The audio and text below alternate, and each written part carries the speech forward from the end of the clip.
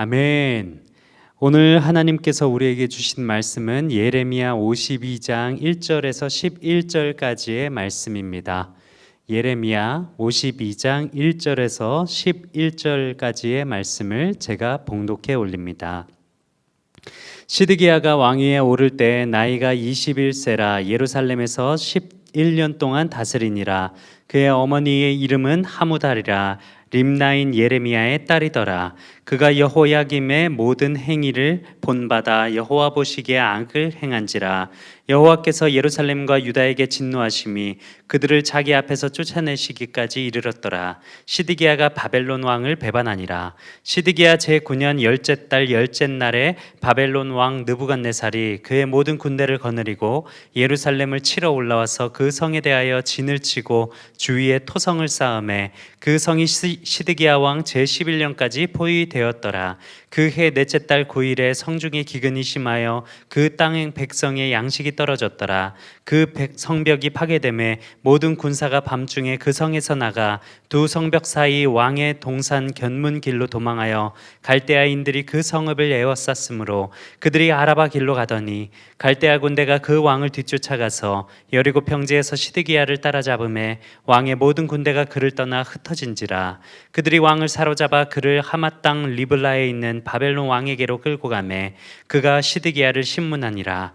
바벨론 왕이 시드기야의 아들들을 그의 눈 앞에서 죽이고 또 리블라에서 유다의 모든 고관을 죽이며 시드기야의 두 눈을 빼고 노사슬로 그를 결박하여 바벨론 왕이 그를 바벨론으로 끌고 가서 그가 죽는 날까지 옥에 가두었더라. 아멘. 네, 오늘 본문은 예레미야의 마지막 장으로서 남유다의 마지막 왕 시드기야 때에 남유다가 결국 바벨론에 의해서 멸망당하는 그런 내용을 담고 있습니다. 지금까지 유다는 분명 우상 숭배를 싫어하시는 하나님에 의해 수많은 경고들을 받고 또 수많은 심판들을 받아온 것을 이스라엘은 역사로서 경험을 해왔습니다. 그런데 결국 남유다의 마지막 왕이었던 시드기야 왕도 다윗이나 아니면 선한 그런 왕의 길이 아닌 악한 악의 길로 행합니다. 우리 2절의 말씀을 함께 읽어보겠습니다. 그가 여호야김의 모든 행위를 본받아 여호와 보시기에 악을 행한지라. 아멘. 시드기야는 선대 왕들의 모습을 봐오면서 어느 왕의 하나님께 기쁨이 되고 또 어느 왕의 모습이 하나님께서 싫어하시는 그런 모습을 가지고 있었는가 시드기야는 들어왔을 것입니다. 왕들의 모습을 봤을 때도 그렇고 또 선지자들을 통해서 그런 이야기들을 수없이 들어왔을 것입니다. 그런데 그는 여전히 다윗과 그리고 아버지 요시야, 선대왕 또 히스기야 같은 그런 길을 가지 않고 악한 길을 갔던 요시야 김을 여호야 김의 길을 따라 악한 길로 갔습니다.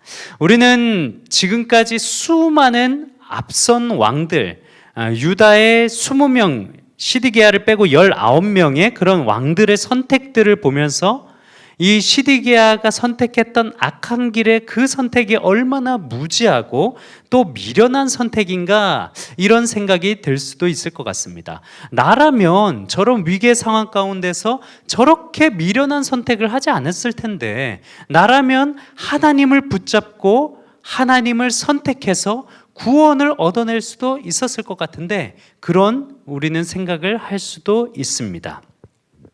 그런데 시드기야 당시에 시드기야가 겪었던 그런 일들에 대해서 우리가 조금 더 깊이 알게 된다면 여러 생각이 들 수도 있을 것 같습니다. 그는 사실 왕이었고 그 이전에는 왕자였지만 멋진 왕자의 삶을 산 것이 아니었습니다. 어렸을 때부터 오히려 비참한 상황과 환경 가운데서 살았다고 보아야 할 것입니다.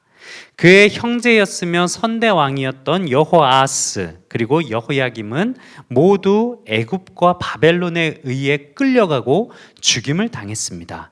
그리고 직전 왕이었던 조카 여호야긴 왕 또한 바벨론에 의해 끌려간 그런 상황이었습니다.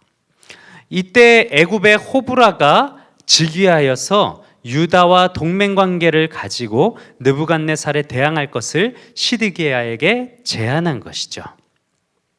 시드기야는 혼란한 상황 가운데서 이를 수락했고 이 이야기를 들은 바벨론이 분노하여서 유다를 친 것입니다. 자, 여러분, 저는 이 시드기야와 같은 유년 시절의 상황을 겪었다면 과연 제정신으로 살 수 있었을까? 그런 생각이 듭니다.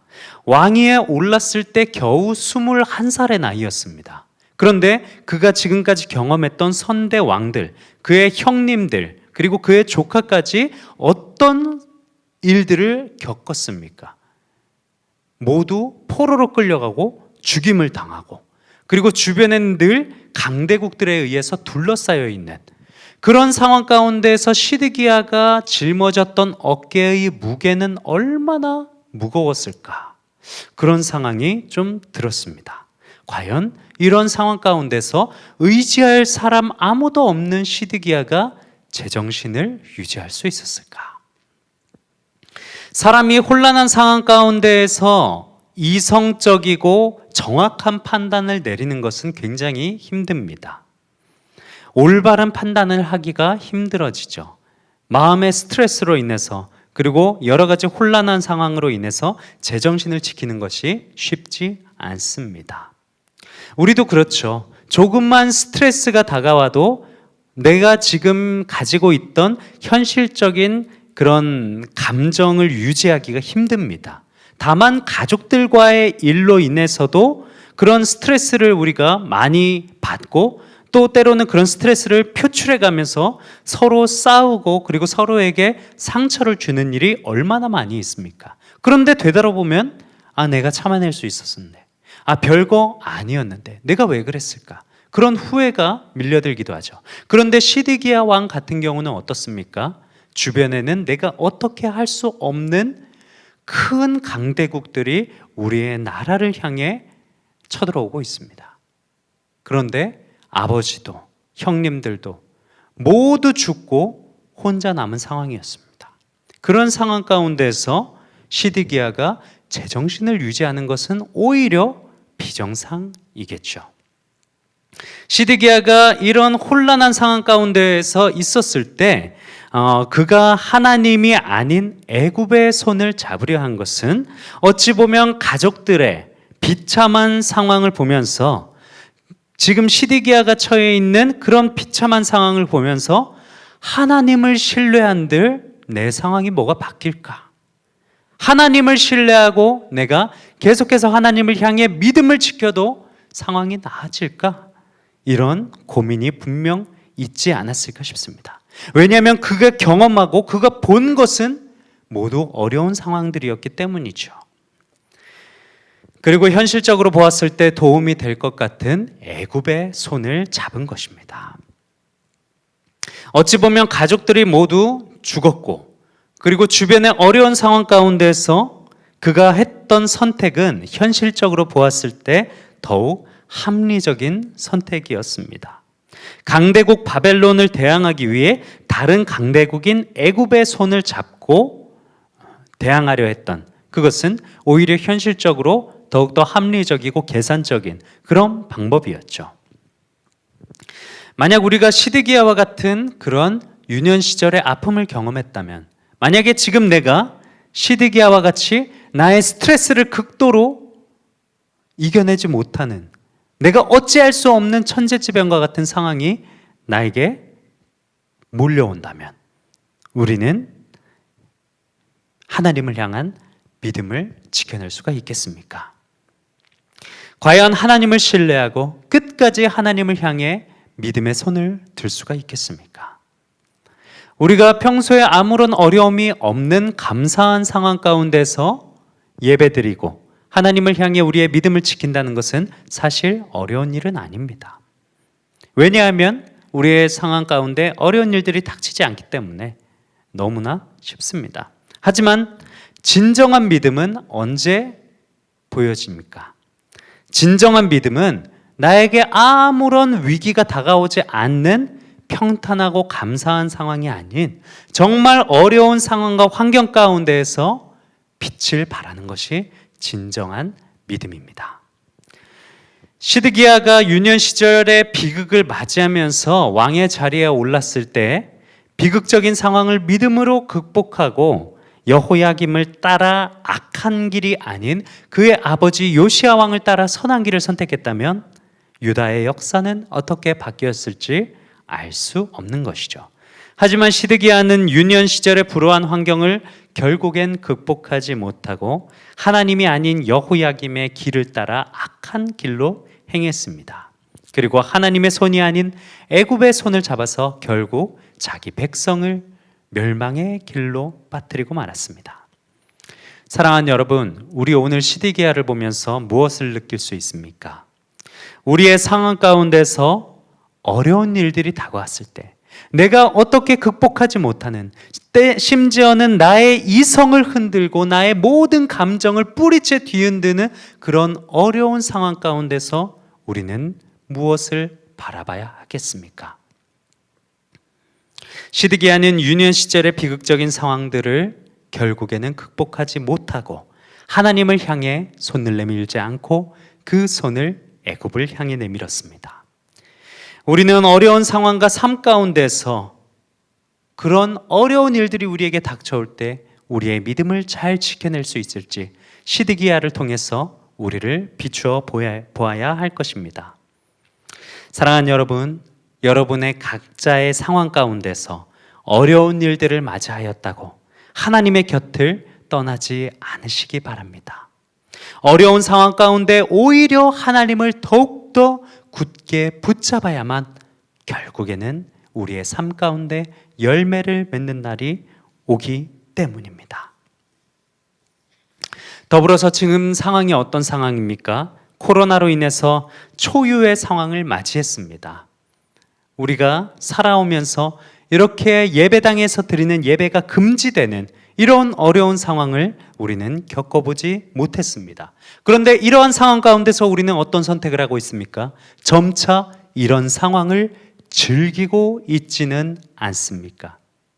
점차 이런 상황 가운데서 우리의 믿음이 무너지는 것에 대해서 한탄하며 어떻게 해야 내가 있는 이 자리에서 하나님을 향해 믿음을 지킬 수 있을 것인가 고민하기보다 합리적으로 내가 편한 대로 내가 잡고 싶은 현실의 상황을 붙잡지는 않습니까? 이럴 때가 기회야. 이럴 때가 우리가 놀러 다닐 때야. 이러면서 이 상황을 즐기고 있지는 않습니까? 그렇게 즐길 때 우리의 믿음이 점점 좋아지던가요? 아니면 우리의 믿음이 점점 메말라 가던가요? 교회에 나와서 예배드리는 그런 아주 쉬운 상황과 환경이 아닌 지금은 우리가 교회에 나오지 못해 우리의 믿음을 지켜내기 어려운 상황에 있습니다. 현실적으로 보았을 때 이 상황 가운데서 예배가 아닌 여러 가지 우리가 즐기고 또 놀 수 있는 매력적인 선택을 하기도 합니다. 그것이 편합니다. 그리고 그것이 합리적이어 보입니다. 그런데 이럴 때 우리는 누굴 기억해야 합니까? 시드기야를 기억하시고 또 한 사람 우리 예수님을 기억해야 합니다. 예수님은 모든 어려운 상황 가운데서 끝까지 편하고 합리적인 선택을 하지 않으셨고 하나님의 손을 붙잡으셨습니다. 금식을 마치시고 찾아온 사단의 유혹 가운데서도 그리고 죽음을 앞두시고 고통을 받으시면서도 그리고 죽는 그 순간까지도 예수님은 합리적인 선택이 아닌 믿음의 선택을 하셨습니다. 사랑하는 여러분, 어려운 상황과 환경이 우리에게 찾아온다고 특히 지금과 같은 어려운 코로나의 상황 가운데서 우리가 예배당에 나와 의기투합하여 함께 예배드리지 못하는 이러한 상황 가운데서 더욱더 우리의 믿음을 잘 지켜내시는 여러분들 되시기 바랍니다. 시드기야와 같이 합리적인 애굽의 손을 붙잡는 것이 아니라 때론 눈에 보이지 않지만 때론 내가 경험한 적 없지만 그럼에도 우리를 선한 길로 이끄시는 하나님의 섭리를 의지하시면서 끝끝내 하나님의 손을 굳게 붙잡을 때 하나님께서는 우리를 통해서 하나님의 역사를 계속해서 이루어 가실 것입니다. 이러한 하나님을 바라보시면서 오늘 하루도 우리가 있는 삶의 현장 가운데서 하나님을 바라보시고 하나님의 손을 굳게 붙잡으시고 하나님을 예배하시는 여러분들 되시기를 예수님의 이름으로 축원합니다. 기도하겠습니다. 하나님, 코로나도 그렇지만 우리의 각자의 상황과 환경 가운데서 때론 시드기야처럼 우리의 믿음을 저버리고 합리적인 선택을 하고 싶은 유혹이 찾아올 때가 많이 있습니다.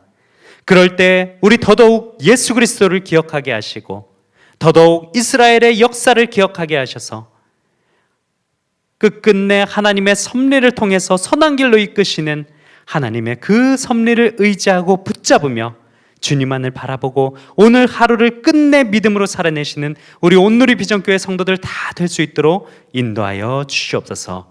감사드리오며 귀하신 예수님의 이름으로 기도하옵나이다. 아멘.